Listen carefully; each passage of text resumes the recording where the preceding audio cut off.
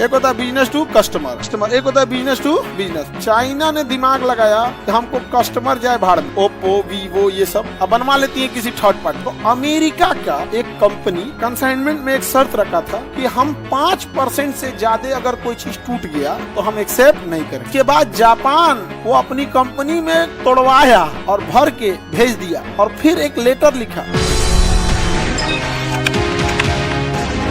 आपका जितना मोबाइल बनता है ना, ताइवान की कंपनी फॉक्सकॉन बना रही है, सबसे ज्यादा वही बनाती है कंपनी मोबाइल वगैरह। आप वो थर्ड पार्टी वर्क करते हैं, सब बिजनेस टू बिजनेस डील करते हैं, बिजनेस टू बिजनेस। एक होता है बिजनेस टू कस्टमर, एक होता है बिजनेस टू बिजनेस। जैसे आप जहां से सामान खरीद रहे हो क्या होगा, बिजनेस टू कस्टमर होगा। एक हो गया बिजनेस टू बिजनेस। जैसे हॉस्पिटल में जो बेड बनता है और जो हमारे घर में बेड बनता है, दोनों में अंतर। जो हम घर में बेड लगाते हैं वो बिजनेस टू कस्टमर जाता है, लेकिन जो हॉस्पिटल का बेड है वो बिजनेस टू बिजनेस। एक फैक्ट्री में बना वो हॉस्पिटल को दे दिया कि आपके घर पहुंचाता है। ये दहेज में हम अस्पताल वाला बेड ले जाते नहीं देखे हैं। अब ड्राम जाएगा, अरे बाप रे, तो खतरनाक। अस्पताल वाला भी ले जाना तुम लोग, स्ट्रेचर दहशत का माहौल रहेगा। क्या लेके आइए, स्ट्रेचर व्हील चेयर ये सब लेके जाएगा। जरूरत तो पड़ता है बुढ़ापा में, लेकिन भले जरूरत बुढ़ापा में पड़े, दहशत हो जाएगा एकदम। और जो गाड़ी जिसको सजाया जाता है ना, उसके ऊपर ड्राम रखवा देना। जो फूल से सजाया जाता है उसके ऊपर क्या रहेगा, ड्राम भी सजा देना। चलो ध्यान देगा, बिजनेस टू बिजनेस समझ में आ गया। वैसे ही क्या होता है समझना कि मोबाइल कंपनियां हैं, मार्केटिंग पे ध्यान देती हैं कि ओप्पो वीवो ये सब अब बनवा लेती हैं किसी थर्ड पार्टी से, फॉक्सकॉन वगैरह से बनवा लेगी। वो कहेगा बना के दे देंगे, हमको क्या मतलब है, बना के दे देंगे। ओईएम से बनवा लेगा, OEM original equipment manufacturing, original equipment manufacturing, OEM. अब जैसे टीवी आपको बनाना है, टीवी तो जाना पड़ेगा किसके पास, ओईएम के पास। जैसे सैमसंग की टीवी है, एलजी की टीवी है, सोनी की टीवी है, सबको बनाता होगा कोई ना कोई ओईएम। कौन बनाता होगा, ओईएम। आप कहिएगा कि हमको ना एक टीवी चाहिए, तो कहेगा क्या क्या चाहिए बताइए, लिखवाइए। तो अपना सारा रिक्वायरमेंट बता दीजिएगा, वो बता देगा देखो भाई ये टीवी हो गया, ये 12,000 पड़ गया। टीवी का कितना पड़ा, 12,000 का, ठीक है। इस पे स्टिकर हमारा 60 दीजिएगा, 60 दिया आपका स्टिकर, आप बेच दीजिएगा उसको 20,000 में। तो बस ये क्या हो गया, ओईएम। फैक्ट्री आपका है, ट्रेनिंग एम्प्लॉय फैक्ट्री कुछ है नहीं, किससे लेके चला है, ओईएम से लेके चला है। काम खत्म, अपना लेबल चिपकाइए, बेच दीजिए, यहाँ पर हो गया, स्टिकर हो गया, बेच दीजिए। तो ये ज्यादातर ओईएम कहाँ है, ताइवान।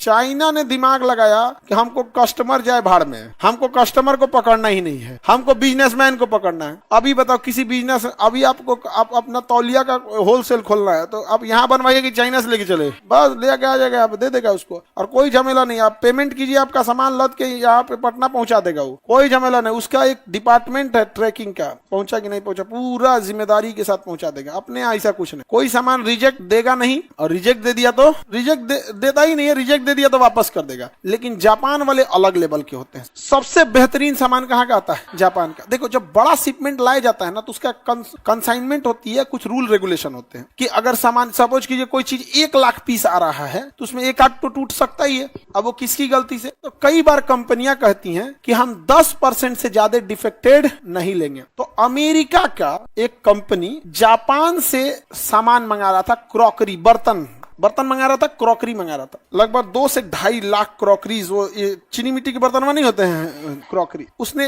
कंसाइनमेंट में एक शर्त रखा था कि हम 5% से ज्यादा अगर कोई चीज टूट गया तो हम एक्सेप्ट नहीं करें, 5% से ज्यादा टूटा नहीं होना चाहिए। तो उसने लिखा था कि हमको इतना सामान चाहिए, लेकिन टूटा हुआ बर्तन 5% से ज्यादा नहीं चाहिए। समझ में गया। जापान ने उसे भेज दिया। जापान ने क्या किया, भेजा, लेकिन 2 ठो कंटेनर भेजा। एक में उसका सामान था जो 100% सही था। उसके बाद जापान वो जो 5% टूटा हुआ था ना, वो अपनी कंपनी में तोड़वाया और तोड़वा के पैक किया और भर के भेज दिया। और फिर एक लेटर लिखा कि हमें ये समझने में दिक्कत हो रही है कि टूटे बर्तनों का आप करेंगे क्या। आप समझो जापान का प्रेसिजन, जापान की सिक्योरिटी क्या होती है। उसको कहा कि हम भेजेंगे तो टूटेगा कैसे, टूटने का सवाल ही पैदा नहीं होता है। तो उसे लगा कि शायद इसे टूटे बर्तनों का काम है, तो इसने फैक्ट्री में तोड़वाया और फिर पैक करके बनाया। कहा कि ये 5% ही है और टूटे हुए बर्तन है, लेकिन आप इसका करिएगा क्या। अमेरिका वाला माथा पकड़ लिया, ये भाई साहब कोई इतना भी समझदार कैसे हो सकता है। जापान के सड़क की नालियां जो होती है ना, उसमें मछली रहती है, सीबीएसई वाली मछलियां, सीबीएसई वाली नहीं मछलियां होती है सब जो